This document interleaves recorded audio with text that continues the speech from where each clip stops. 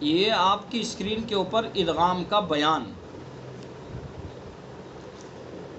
ادغام کے معنی، سب سے پہلے ادغام کے معنی بتا رہے ہیں۔ ادغام کے معنی، حالانکہ اصول التجوید حصہ اول کے اندر بھی آپ پڑھ چکے ہیں، یہاں پھر اس کو دہرا رہے ہیں۔ ادغام کے معنی ایک چیز کو دوسری چیز میں داخل کرنا، یہ ادغام کے معنی ہے۔ ایک چیز کو دوسری چیز کے اندر داخل کر دینا، یہ ادغام کہلاتا ہے، یہ لغوی معنی ہے اس کے۔ تعریف کیا ہے ادغام کی؟ تجوید کے اندر ادغام کس کو کہتے ہیں؟ ایک حرف کو دوسرے حرف میں اس طرح ملا دینا کہ دونوں کا ایک حرف مشدد ہو جائے اور زبان دونوں کو ایک ہی مرتبہ ادا کرے،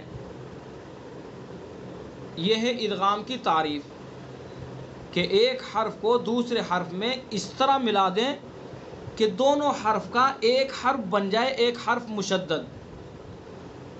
مشدد بن جائے، اور جب ادا کریں تو دونوں کو ایک ہی مرتبہ ادا کریں۔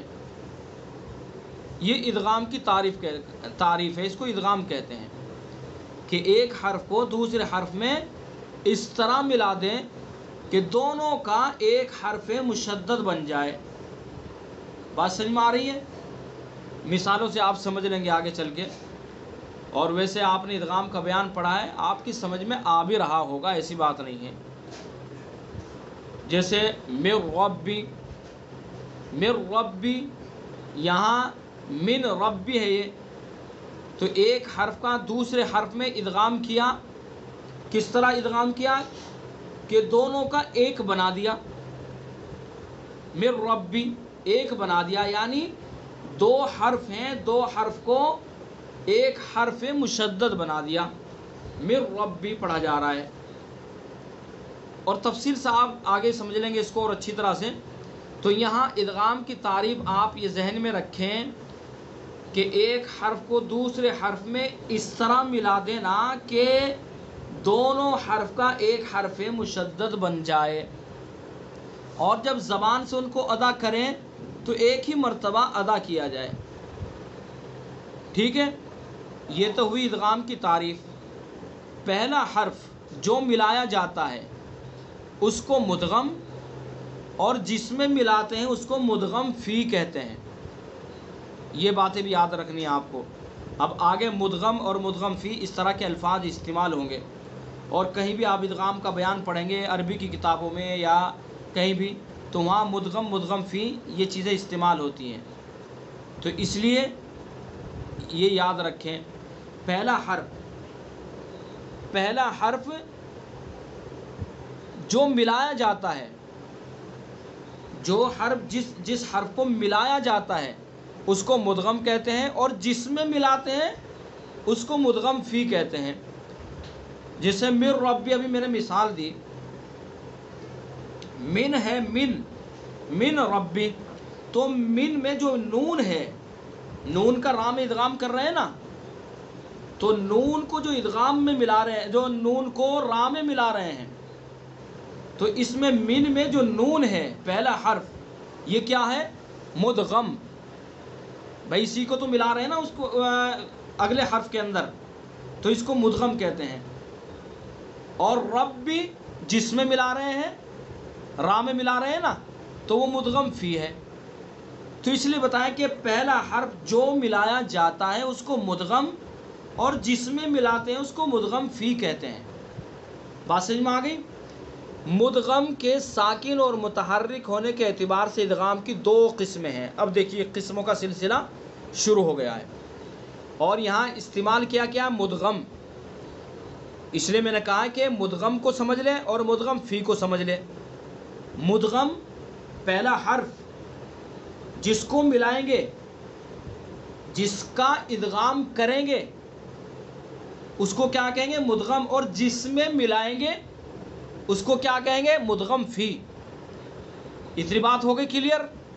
تو آگے بیان کر رہے ہیں مدغم کے ساکن اور متحرک ہونے کے اعتبار سے ادغام کی دو قسمیں ہیں۔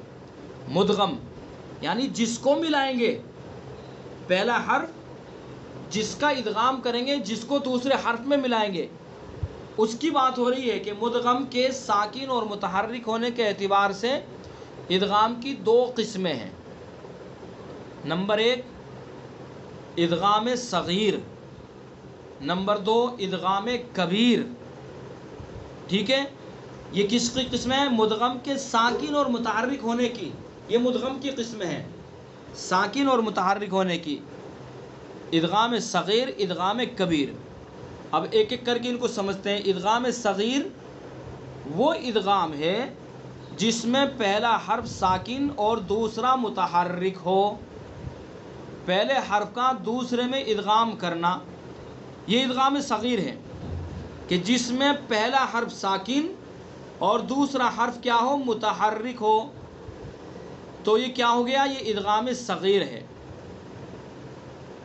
ٹھیک ہے، جیسے امن، یہ مثال سے سمجھ لیجئے باپ، مثال دی انہوں نے، امن، اس کے اندر ادغام ہے۔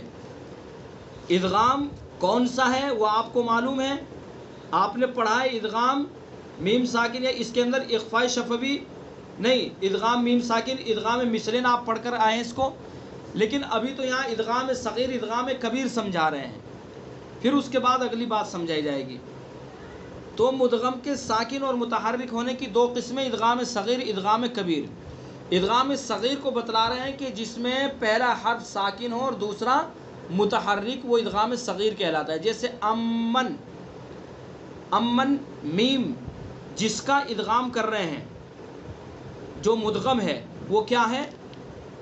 ساکن ہے، اور مدغم فی جس میں ادغام کر رہے ہیں وہ متحرک ہے۔ بات سمجھ میں آ گئی؟ من میم متحرک ہے، تو یہ ادغام صغیر ہے۔ اب تک آپ نے جو قسمیں پڑھی ہیں وہ ادغام صغیر ہی کی قسمیں پڑھی ہیں، چونکہ اب تک آپ نے جو ادغام پڑھے ہیں، چاہے میم ساکن کا چاہے نون ساکن کا، اس کا وہ ادغام اسی طرح کے، اس کے اندر پہلا حرف ساکن ہے، دوسرا متحرک ہے، تو وہ ادغام صغیر ہی کی قسمیں آپ نے اب تک پڑھی ہے۔ ادغام کبیر یہاں پڑھیں گے۔